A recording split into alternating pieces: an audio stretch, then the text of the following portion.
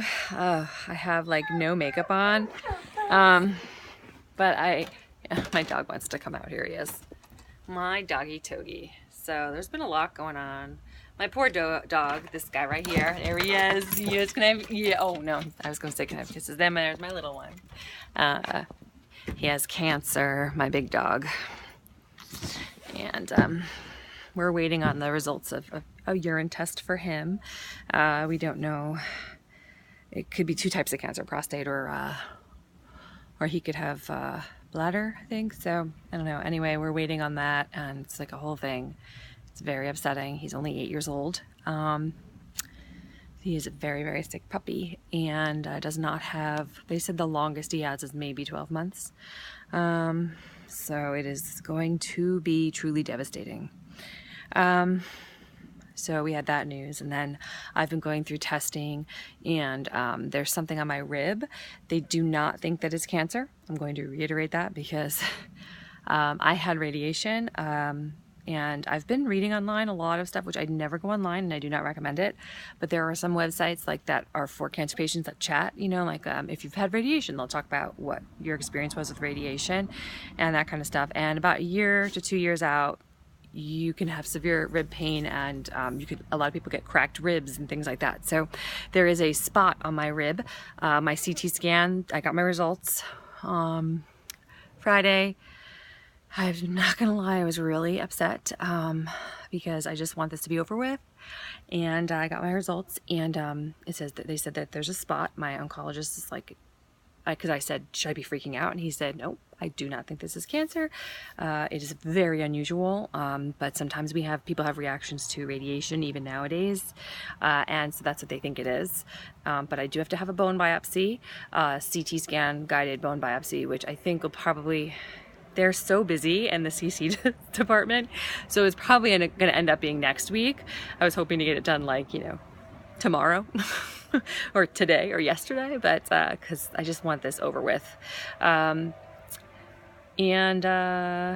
So they're saying, like I said, the radiologist and my oncologist both think it's most likely from the radiation that I had, because it's literally right where I had the boost, which is right on a rib, and that's where it is. The rib, my doctor said it looks like it's been eaten away a little bit. Look, and he keeps asking me, did you ever hurt yourself? You hurt your rib or anything? And it looks like something is something's wrong with my rib.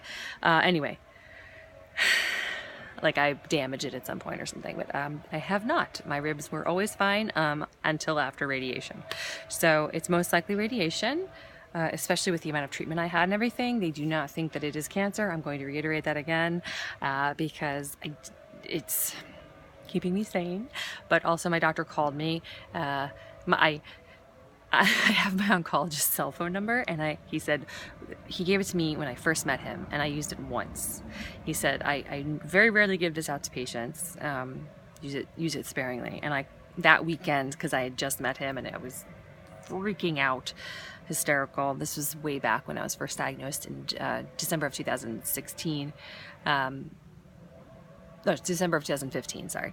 I used it once, and then it's been 1 year and 9 months now, and I used it another time just this past week, this Friday, because I spoke to him, and then I had all these questions, and I was like, what do you mean? Do you think it's anything? And then I was like, are my cancer markers up, and this and this and this? Anyway, it's a very stressful time, but I'm holding up okay. You know, it's so crazy. Life just continues on. Things keep going. I just signed a contract to have my show at another theater. I'm in discussions with Hope. I'm trying to get my show to the Edinburgh Fringe Festival, which is in Scotland next summer.